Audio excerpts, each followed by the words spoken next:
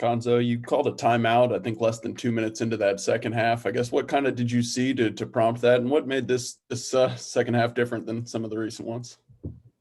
Well, again, there have probably been 5 games where I've seen that, and just what happens. Sometimes you hope the maturity kicks in, and it hadn't been the case. So it just is a case of let's get a timeout, let's settle down, execute what we're trying to do, play with some energy, and more or less just to regroup.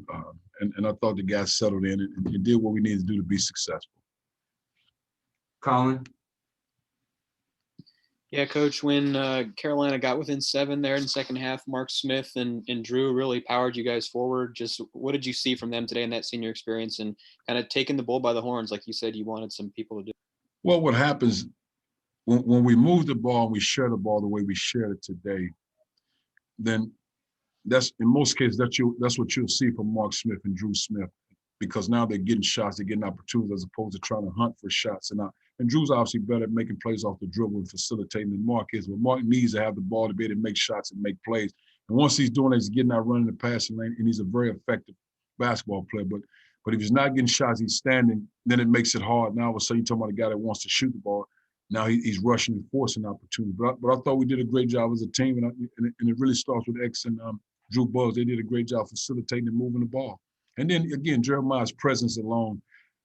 And I feel like he was, if you had to pick 4 guys in our conference, MVP level guys, he was that guy before he left. And if he's making free throws like that, it's extremely hard.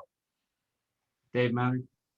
Yeah, Cuonzo, I was going to ask you about Jeremiah. What did you expect from him today, and just to see him not miss a shot in 20 minutes, and especially 7-7 from the foul line? Could you have expected that kind of poise? Well, the thing was just to play hard. He's back in the fold, because the truth be told, sometimes a week off is a good thing. And of course, he had a loss in the final, but to get off your legs, to be banged up, a week off, I think you should have that in conference play anyway, have a week off just to regroup. So sometimes those fresh legs are a good thing. And again, he had a chance to be with his family, to gather his thoughts. And of course, his teammates welcomed him back. And there were no expectations for us as a staff, just to play as hard as you can play. We'll get you in and get you out. Blair? Hey, Cuonzo, I just wondered what the locker room felt like. Did the team feel the weight of the losing streak?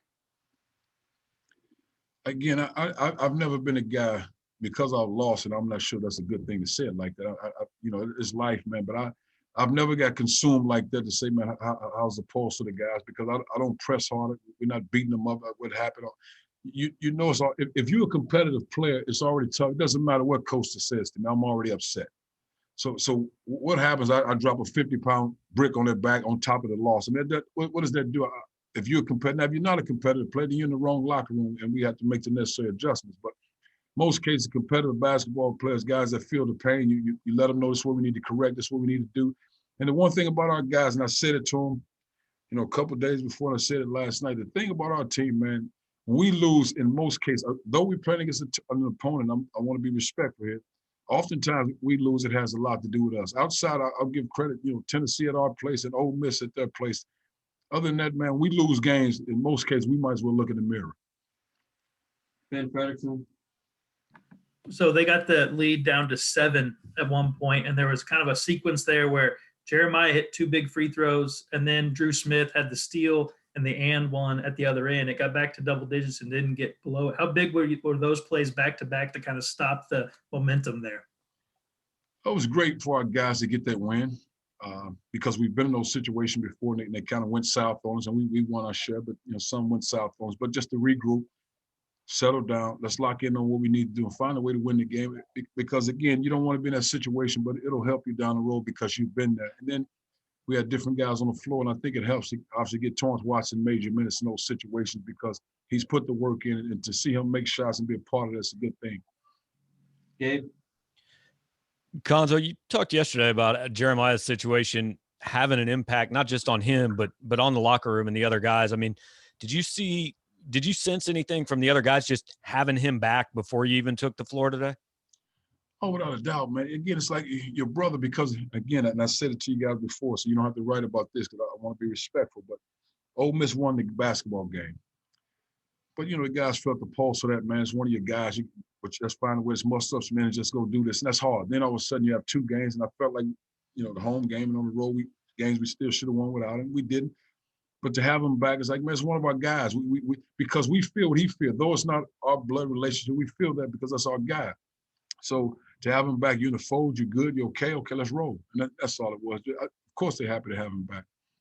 Aaron, Coach, 250 career wins. You stop and smell the roses at all, or I'm breaking some news to you? I just found out after the game.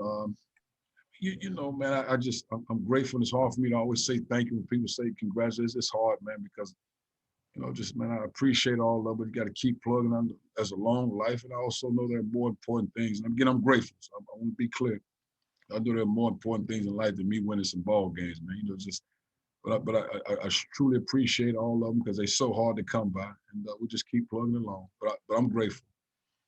Eric, Cuonzo, I remember you said 3 weeks ago against TCU, you know, when Tillman scored, I think it was 33 and Pinson had 36. You just can't expect that every night. Is 5 guys scoring between a dozen and 17 where you envision this team kind of going offensively? I'll take that. I'll take that. Now, there might be nice guys to do that because last year, several games, Drew Smith and X was scoring the ball. So I have no problem with that. But I think our balance comes in on both sides of the basketball. We defending, we playing hard, then we can have balance. We get those live ball turnovers, they scoring the ball, bad shots, because the ball isn't moving. That's when we struggle as a team. We keep that ball flying through the air, keep bodies moving. We're a different team. Jack, Cuonzo, you touched on this a bit, but how encouraging was it for you to see the team respond like they did after the lead got down to 7? It was good, man. You know, and truthfully, man, I tell you, I don't mind those situations. I don't want to be in them, but I don't mind it because, man, that's life stuff, man. Those are stories you tell 10 or 15 down the road, and they build character, they build a level of toughness, grit, strength, all those things, man, that you'll need down the road in life.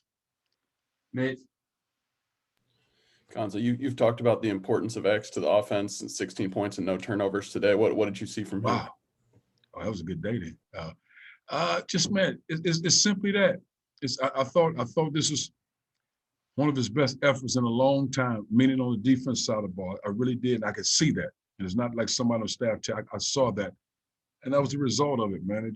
I think with him, when he takes pride in playing defense and doing those things, he's a different player and we're a different team. And that's what we need from him. And he can't compromise that part. He has to take pride on the defense side of the ball because he can score the ball. And I think sometimes he has careless turnovers, and that's just simply focus and concentration. Mason, Hey, Coach. So your team had a lot of players in the front court like Kobe, Mitch, and Parker who all stepped up without Jeremiah. How did it feel to have those guys sort of working more in the rotation with more touches alongside Jeremiah in his return? I thought it was good, man. I think Kobe's had, you know, three good games. He's playing well. He's scoring the ball. He's aggressive.